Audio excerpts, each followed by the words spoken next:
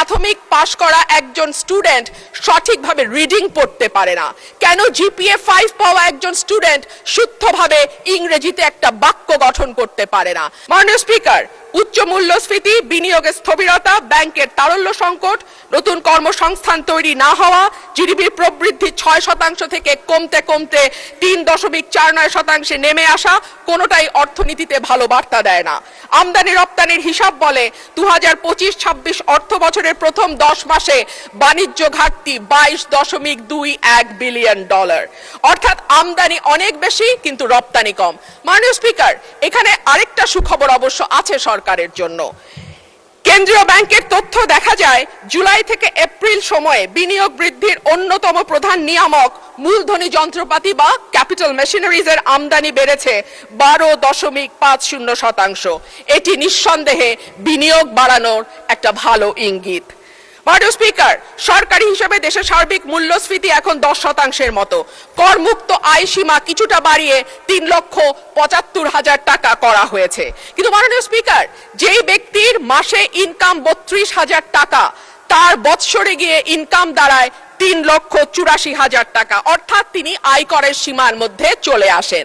কিন্তু যেই ব্যক্তি 32,000 টাকা মাসে ইনকাম করেন, তাকে কি বাংলাদেশের এই 10% মূল্যস্ফীতির সময় কোনোভাবেই এমনকি মধ্যবিত্তের কাতারেও ফেলা যায়?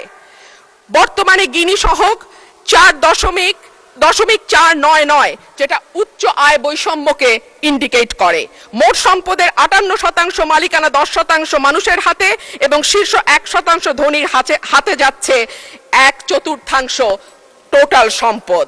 শুধু সেটাই নয়, আয়করের ক্ষেত্রে সরকারের যাবতীয় চাপ গিয়ে পড়ে সেই সব মানুষের ওপরে যারা ব্যাংকের মাধ্যমে বেতন পান, অর্থাৎ যাদের আয়কে সরাসরি ট্র্যাক করা যায়। কিন্তু যাদের আয়কে ট্র্যাক করা যায় না এমন মানুষের সংখ্যাই বেশি, এবং সে কারণে দেখা যায় বিগত 15 বছরে আমরা একজন জর্দা ব্যবসায়ী কাউস মিয়াকে 1 নম্বর হতে দেখেছিলাম ব্যক্তি খাতে ঋণ ইনকাম ট্যাক্স দেওয়াতে।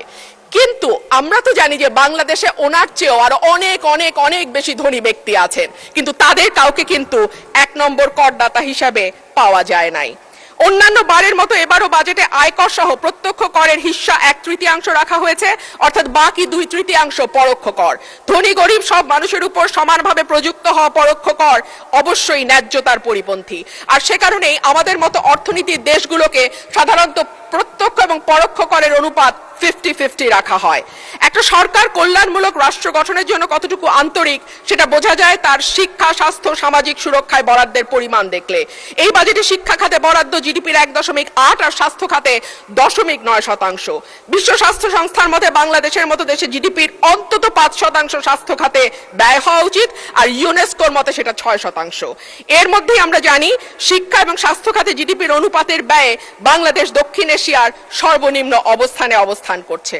স্বাস্থ্য খাতে বরাদ্দের চরম অপ্রতুলতার কারণে বাংলাদেশের স্বাস্থ্য খাতে ব্যয়ের ক্ষেত্রে ব্যক্তির খরচ 73%, আর সরকার দেয় বাকি 63%। সে কারণে প্রতি বছর স্বাস্থ্য ব্যয় মেটাতে গিয়ে অন্তত 65 লক্ষ মানুষ দারিদ্র্য সীমার নিচে চলে যায়।